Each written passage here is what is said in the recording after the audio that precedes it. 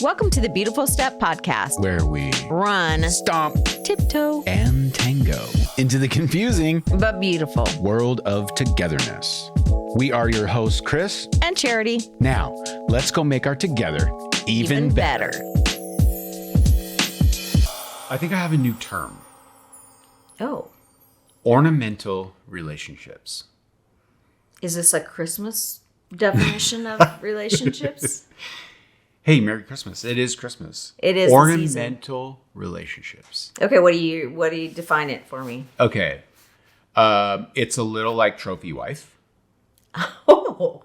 Right? Okay. Trophy husband. Arm candy.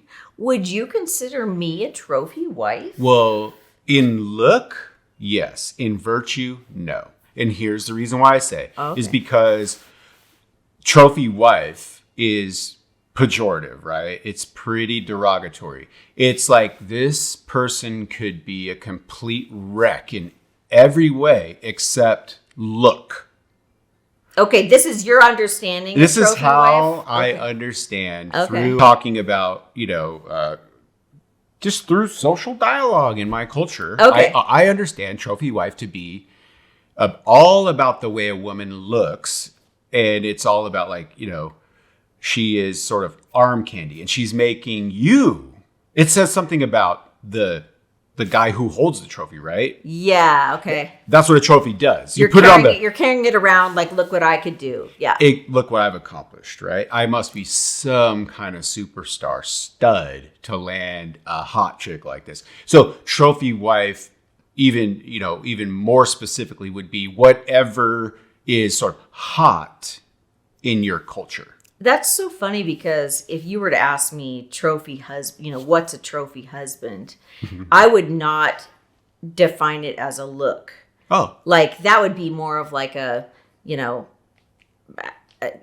sort of arrangement or like a cougar arrangement where you're like an older, wealthy woman who is looking for just, kind of that arm candy or like certain sexual things or something, like that might be more of what I would think, but trophy husband, when I think of it, I'm like, if I was to say somebody is a trophy husband, which you are in my definition.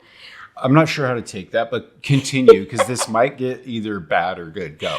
I would say attractive, but that's not the most important thing to women. Like, I think if I was to say I accomplished this, it would be, hey, look at how rare he is. He's a good dad. He's a provider. He's a protector. He's a lover. He's very adoring. He's faithful. Like that to me would be the trophy because to land just a guy who's good looking, but a mess is actually just not an asset. I would be carrying around as like, look at my giant liability that I'm carrying around. That's what you're saying is it's ornamental. But what my point is that what is ornamental to men and women are vastly different. Okay, noted. Yeah. And I think you're right. I think we're right. Like, however that's explained is whatever it is. But it got me thinking about, because I've been thinking a lot about art and stuff. And, I'm always thinking art and, and beauty, And I know that when I can identify something as artistic when it like effectively changes me and is beautiful to me. The word I'm hearing you say most is actually that it affects you. Affects me, so maybe something is art, not necessarily just when it's beautiful, but when maybe it's something is art or has the effect of art when it actually changes you. Yes. When you come into the presence of it, you're changed. And here's the reason why I think it's worth it to talk about art and talk about this kind of thing, because there's such a thing as there's this ornamental dimension to art. Like you observe, oh, that's beautiful. But it doesn't do a lot. It doesn't really change a lot in you. Like you go, but oh, that's really beautiful. But you know what I'm saying? It's not really effective to really do a thing in you that changes, maybe how you feel or how you sense things or how you're going to act or what you want to do next. It just doesn't do that, right? So it's, in my mind, it's more ornamental. So I think I'm following you. What you're saying is like you could have people even that are ornamental in your life that like they say something about you. They could be that trophy or whatever, but they're not really changing you. They just exist on their own. You could set them on a countertop and be like, look what you could hang them on the wall, but they're not actually doing something to affect. It doesn't really affect me at all. Right? Yeah. And I think that's the crazy part, is that yes, they are a piece of art, but it's just like observed. Yes, and this is something, like a few podcasts ago, we were talking about how that conversation I had with the young man who was saying, like, I need to get all my stuff in order so I can put myself out there before I really start looking for a relationship.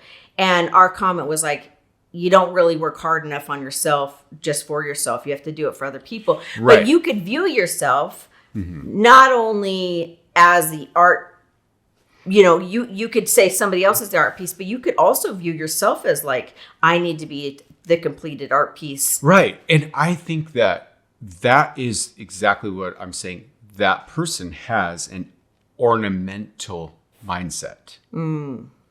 Right? It's not even really, and I don't know if this works for you, but it really works for me. Okay. It's not really even artistic. It's ornamental. It's observed. It's observed. Like, I have to be observed in this way in order to either be loved or to be in a relationship or to be worthy or, any of that. And it's like, dude, wait. What? Yeah, it's the marriages where the wife still won't really be seen until all the makeup's done, and she's never going to fart in front of her husband, or like there needs to, you need to keep this outer look, and it of the like a finished product, Right? Because you view yourself as kind of ornamental, And that is an like ornamental mindset in relationships, and that's where I'm like, oh man, I wish I could help people see themselves less as an art piece, right? And more as an artist. I love this because what it does is, I think we have it backwards. When we go out and look for relationships, oftentimes you'll hear people say things like, I'm really looking for this person that has all these traits. I mean, I remember when I was a kid and, you make lists. Women, like as a young girl, I made lists of like everything I wanted in a guy. Guys might not do this.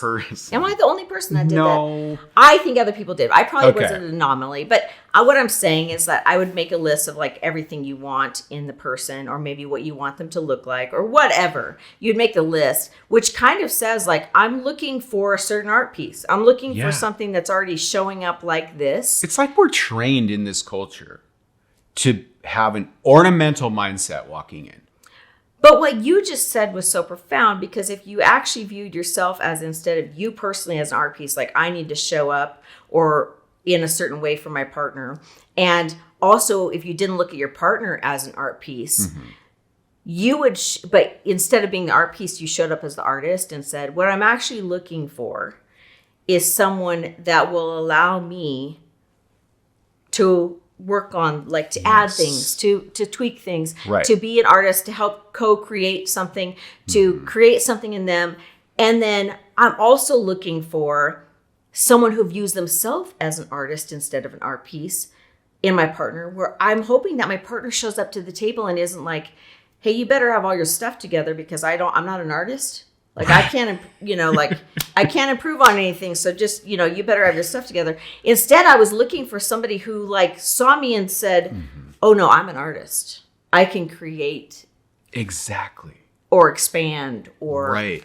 Because how defeated are you if you walk in thinking the image gets smudged, or, the canvas tears a little bit or something, like, anything happens to this art piece. I'm not an artist and neither are you. And there's no way of, somebody call a plumber, If somebody call an artist, it's like, wait, no, time out. What if you actually showed up thinking, oh, I'm an artist? And here's the reason why I think this is so beautiful is it's not so much that I need to see myself as beautiful. You have all of this rhetoric right now. That's, this self-helpy, like, oh, I need to like have all of this super high self-esteem and like see myself in this way. And I'm not trying to be super like bashing that, That's but I'm good. kind It's of bashing it. I'm kind of bashing it a little bit. Really? Because I do so much better when I think, of course, whatever, I'm beautiful, I have self-esteem and all that stuff, but it's so much better for me to think to myself, I create beauty. I have the power to create beautiful things. Wow. That Not is more just powerful. be beautiful. Like, no. And that is such a key when you have a relationship, is you have to have that sort of agency and that power to be able to go, look, it doesn't really matter what this starts to turn into or where this, I'm an artist. I can create something extremely beautiful out of, give me 2 peanuts, right? You see what I'm saying? Yes, and I think this is when you use the word empowering, I think that's the correct description of what it does. Because if I approach myself from the standpoint of like, okay, I just am going to call myself beautiful. We're beautiful is like just the fill-in word It's for such like a cheap improvement, like whatever. Yeah. Your perfect self, the truest sense of self.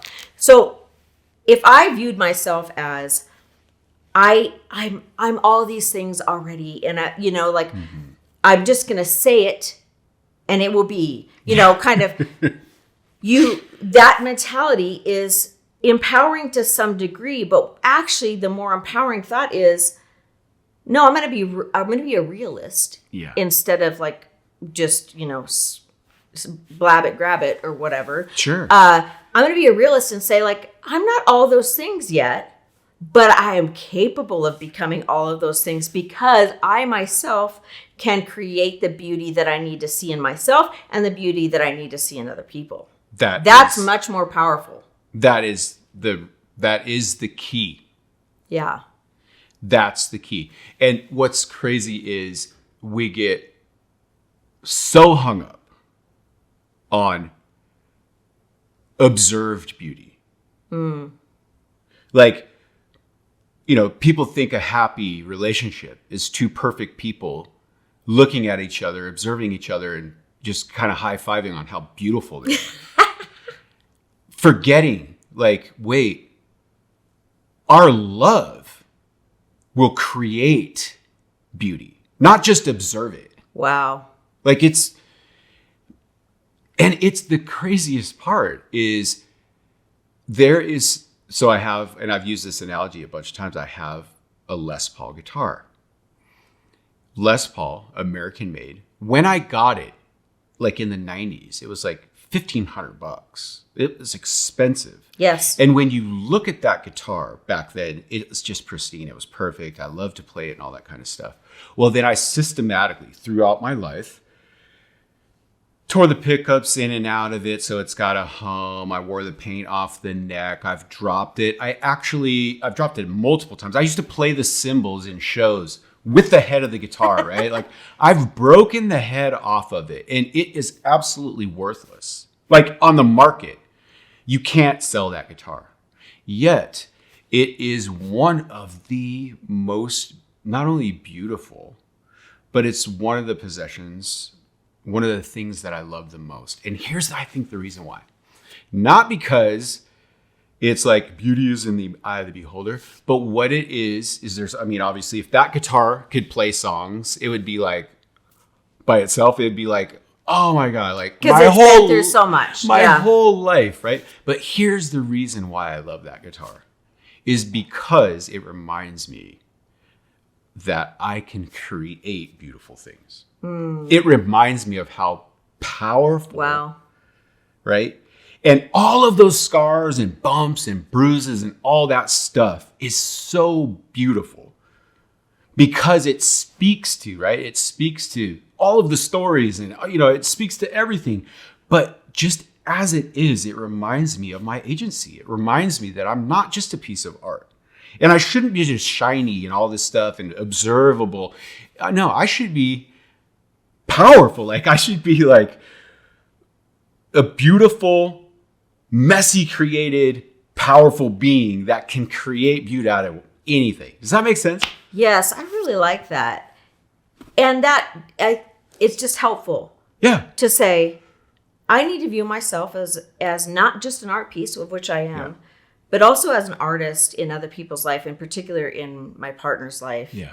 I think for both of us, we have said over the years that we have made each other Yes. the spouse that we needed. Yes. We've created. Say that again. Because Made this is so key. We've made each other the spouse that we needed.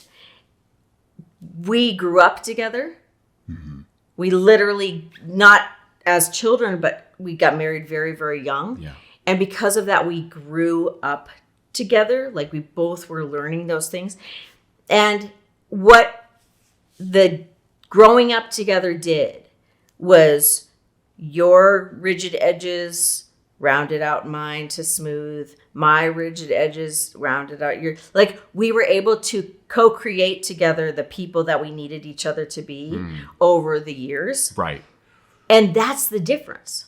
Instead of looking for somebody who's going to be the perfect partner, maybe you should be looking for the person who's absolutely committed to the artistic process with you, and you're committed to the artistic process with them, and you both view yourself, excuse me, as unfinished works of art perpetually that you're each working on each other with. And that's the most beautiful thing. Like you're saying, like it's the Les Paul that has grown more beautiful with time. Absolutely. Because you view it different.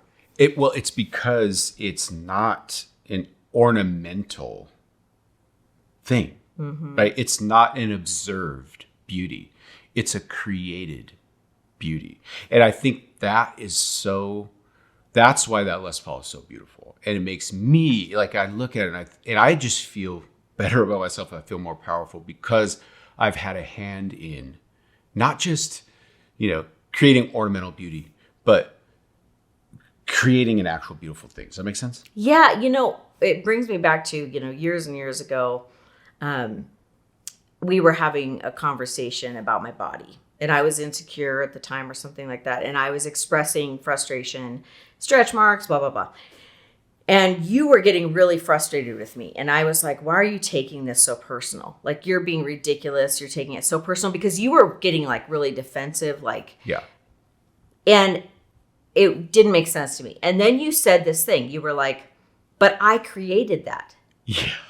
Like, I got you pregnant with the kid who made that stretch mark. And I've been there every time we sit in bed and eat Kit Kats. Like, I created... And when you couldn't reach the back of your hair, I curled it for you. I created that. So you were seeing something of beauty that I couldn't even see, because you were like, I had a hand in that. Like, that was part of my masterpiece. Why are you not seeing it as a beautiful masterpiece? Right. But that's what you're looking for in a spouse. You're not looking for somebody who says, hey, show up and have the perfect body. You're looking for somebody that says, like, no, I created that. And that's what I guess, I'm a little tongue-tied on exactly what I'm saying, but I think the clearest way to say it is I am so much more interested in created beauty than ornamental beauty. Wow. Yeah. That's my thing. Because I look at, it's just so much more, I guess it's so much more evident that I'm alive and that the human spirit is alive and well. If I can stop pining after and looking for, ornaments that I observe that I think are beautiful, and start to really own this idea of like, oh my goodness, I can create beautiful things. And those are the things I want to interact with. And those are the things that I find most beautiful, right? Yeah. Because I'm like in touch with the fact that I'm an artist. That's what makes it so much beautiful. That's what makes our relationship so absolutely beautiful. It's like, it hasn't been perfect. Right. We've had really hard goes of things, right? But our relationship is not ornamental. It's not put out there as like this finished piece of art.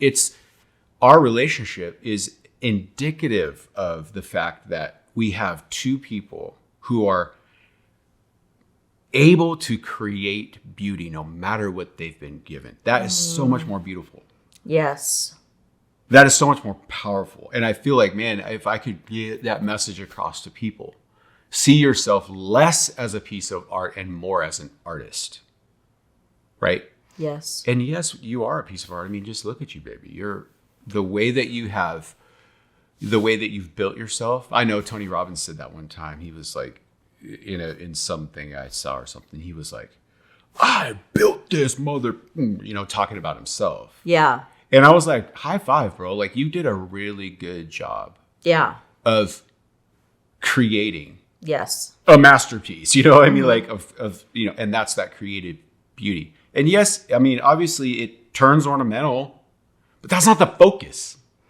Yeah, I think those same people who are willing to see themselves that way are also the people who are viewing themselves as artists in their own lives. Yes. I'm an artist in my own life, yes. but I'm also an artist in your life. Right. And to look for that in your partner is so critical. Oh, it's so critical. Because you will go through life then kind of creating even better versions of each other and even like more responsive to the things that you each need when you view yourself as not finished, but a perpetual work that you're each engaged in. Yes. And that's such a beautiful thought. You're an artist. You're an artist. And that's another to double down, to re-say what I've already said is, so when mud is thrown on the painting or, pieces and parts of it are falling off, you're not stuck thinking, oh, now what do I do? Now what do I do? My ornament is broken. Mm-hmm. No, I'm an artist. Yeah. I'm making like all kinds of crazy cool stuff out of all these broken pieces. Yeah. And I think that is really, it's just so, I noticed that is what I would observe as art. It's that, man, my mind and my heart change as I'm even observing it, you know what I mean, through beauty. But here's the thing that I want to make sure that I do say is, in a relationship and in life, you can have a person who has never painted a picture, has never sung a song, has never done a pencil drawing, has never made a piece of leather work. And that person can be the most artistic person you have ever met because they have created beauty, maybe in this part of their life. Yeah. They've created a beautiful relationship, right? They've created, you know what I mean? And they see themselves as artists, right? Rather than this ornamental idea. Yeah, they're the person with the paintbrush instead of the person who's showing up to the art gallery just ready to pay for something. Right. And I've noticed, I look at some people's lives who would not consider themselves artists. They're just like kind of a guy who goes to work every day, kind of thing like that. And yet they have just such a beautiful relationship with their kids, or they have a beautiful relationship with their wife. And it's like, dude, you know how many artists can't get that right? Yeah. Yeah. So there's that. I think that's just an important distinction is to, again, when you're in a relationship, it's so much more helpful to see yourself less as an art piece and more as an artist, right? What do you think? Yes, I agree.